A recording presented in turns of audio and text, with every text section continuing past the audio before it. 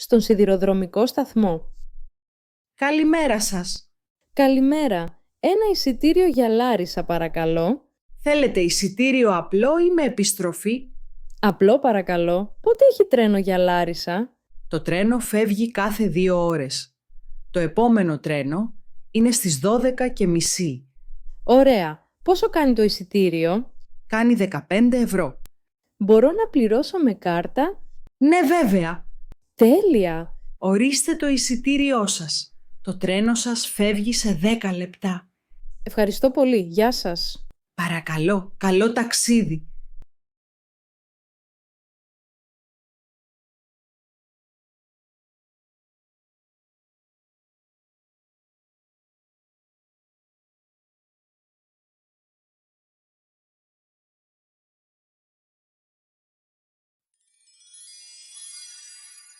Quality Greek.